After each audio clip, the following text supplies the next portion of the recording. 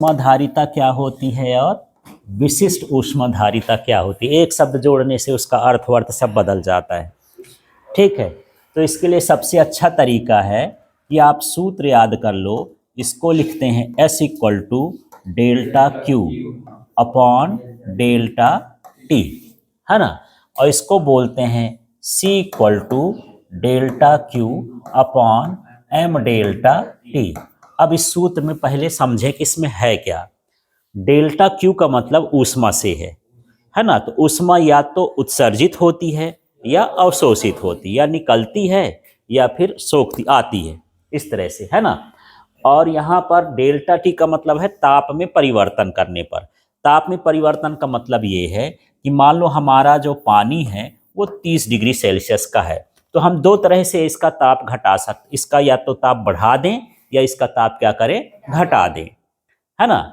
तो जितनी ऊष्मा उत्सर्जित होगी अवशोषित होगी उसी को हम क्या बोलेंगे, ऊष्माधारिता। तो यहाँ पर सीधे देखो, यहाँ से इस बटे का नाम लो एकांक।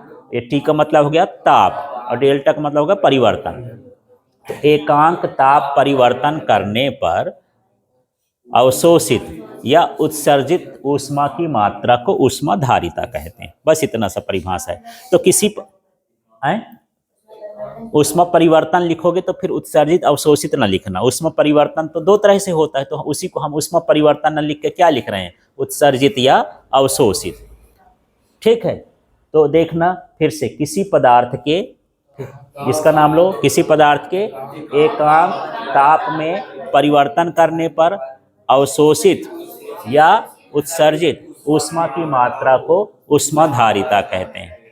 ठीक है, अब यहाँ पर एकांक द्रव्यमान और एकांक ताप। अब यहाँ दो चीज हो गई, बटे में द्रव्यमान भी हो गया और ताप भी हो गया, तो दो चीजें बोलना है। एकांक द्रव्यमान, किसी पदार्थ, शुरू में जोड़ देना, किसी पदार्थ के एकांक द्रव्यमान और एकांक ताप में परिवर्तन करने पर उत्सर्जित और अवशोषित ऊष्मा की मात्रा को विशिष्ट ऊष्माधारिता कहते हैं। तो इस तरह से यहाँ पर हमको सूत्र लिख देना। मान लो यहाँ सूत्र लिख दिए और दूसरे वाले में हमको परिभाषा लिखना है, परिभाषा भी सूत्र से बनेगी। ठीक है, तो एक बार बोल के देखो यहाँ, एक किसी पदार्थ, पहले किसी पदार्थ जोड़ देना। हाँ, एकांक ताप में परिवर्तन करने पर उत्सर्जित या अवशोषित ऊष्मा को, हाँ, ऊष्माधारिता कहते हैं। इसमें क्या बोलोगे, किसी पदार्थ के एकांक द्रव्यमान या एकांक ताप में परिवर्तन करने पर उत्सर्जित या अवशोषित ऊष्मा की मात्रा को विशिष्ट ऊष्माधारिता कहते हैं। क्लियर हो गया। ठीक है, तो ये परिभाषा हो गई। अब यहाँ पर मुझे मात्रक निकालना है यार, तो यहीं से मात्रक बताओ। ऊष्मा का मात्रक क्या होता है, जूल। तो ये हो गया जूल। और इसका क्या होता है, ताप का, केल्विन। तो केल्विन, एसआई की बात करें तो केल्विन है। डिग्री सेल्सियस भी होता है पर एसआई में केल्विन हो गया। ठीक है, इसका बताओ तो क्या बनेगा भला। इसी तरह से ऊष्मा का क्या, जूल, द्रव्यमान का क्या हो गया, किलोग्राम, और इसका क्या हो गया, टी। तो इसे जूल प्रति किलोग्राम, हाँ टी लिख दिया हूँ। यहाँ पर क्या हो जाएगा, के हो जाएगा, केल्विन, है ना, कैपिटल के लिख देना ऐसा। ये इसका मात्रक हो गया यार। ठीक है, अब यदि मैं इसकी बात करूं कि इसका विमी सूत्र क्या है, विमी सूत्र भी लिख देंगे, है ना। तो विमी सूत्र निकाल लेते हैं यार।